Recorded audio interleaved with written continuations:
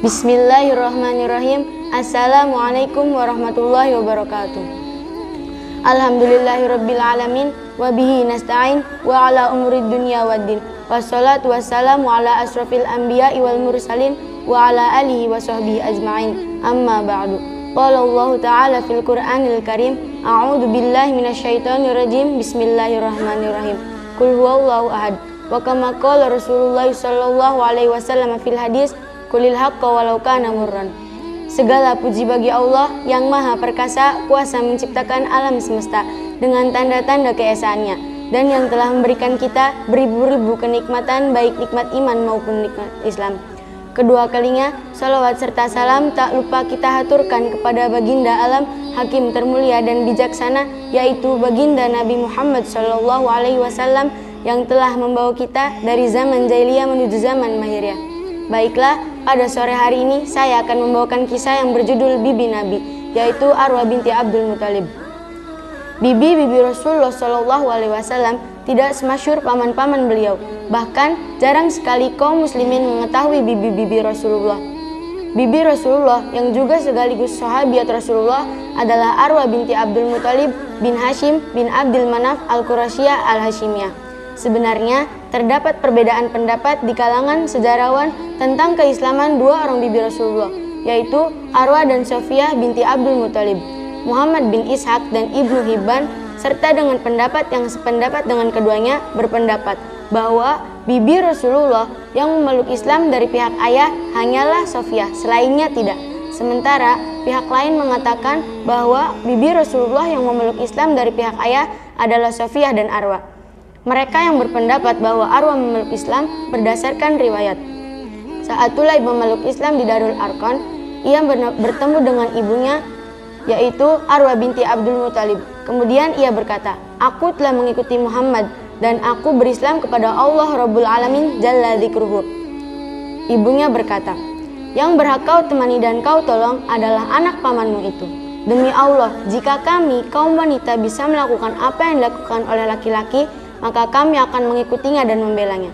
Tulaib berkata, "Ibu, apa yang menghalangimu untuk memeluk Islam, sedangkan saudaramu sendiri, Hamzah, ia memeluk Islam?" Arwah berkata, "Aku menunggu apa yang dilakukan oleh saudari-saudari perempuanku, lalu aku akan mengikutinya." Tulaib berkata lagi, "Aku memohon kepadamu, dengan menyebut nama Allah, temuilah dia, Nabi Muhammad, dan ucapkanlah salam kepadanya. Lalu benarkanlah risalahnya dengan bersaksi bahwa tidak ada sesembahan yang benar kecuali Allah Subhanahu wa Ta'ala."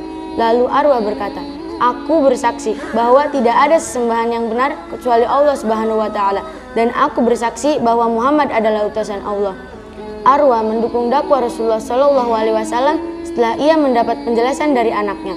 Nah, dari sini kita bisa memetik betapa pentingnya mendakwahi orang tua kepada Islam dan Sunnah. Dakwahilah mereka dengan lembut dan bekali diri kita dengan pemahaman yang baik tentang agama. Setelah ia memeluk Islam, tampaklah erat hubungan antara dirinya dan kedua saudarinya, yaitu Sofiyah. Keduanya memeluk Islam dan turut berhijrah ke Madinah. Dan kita sudah bisa menangkap bagaimana kedekatannya dengan saudari-saudarinya setelah ia didakwahi oleh anaknya untuk memeluk Islam.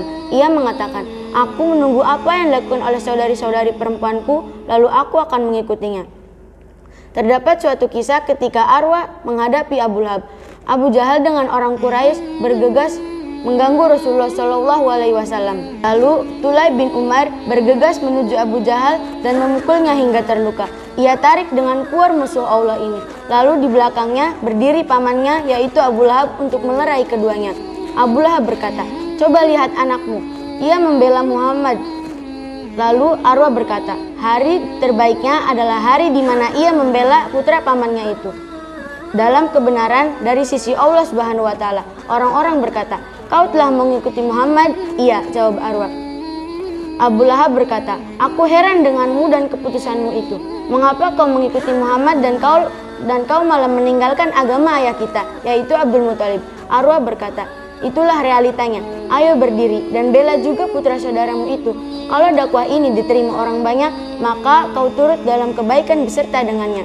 Dan jika kau membelanya, maka kau telah berbuat sesuatu kepada putra saudaramu itu." Abu Lahab bertanya, apakah kita mampu melawan seluruh orang Arab? Sedangkan Muhammad membawa ajaran baru. Lalu Abu Lahab pergi. Ia pergi menuju Madinah dan dibaiat Rasulullah SAW. Di antara sifat terpuji, Arwah binti Abdul Muthalib adalah jujur dan amanah. Ia juga seorang juru dakwah di kalangan kaum wanita. Ia juga seorang dai wanita yang kuat argumentasinya. Di masa jahiliyah, Arwah adalah salah seorang wanita yang utama. Ia mengetahui kemuliaan Islam pada masa awal agama ini didakwahkan. Bisa kita lihat bagaimana ia berdialog dengan anaknya dan ketika ia menghadapi Abu Lahab. Lalu Arwah wafat pada tahun 15 Hijriah ketika pemerintahan Umar bin Al-Khattab. Mungkin hanya itu kisah yang dapat saya bawakan. Kurang lebihnya mohon maaf. Wal akhir. Wassalamualaikum warahmatullahi wabarakatuh.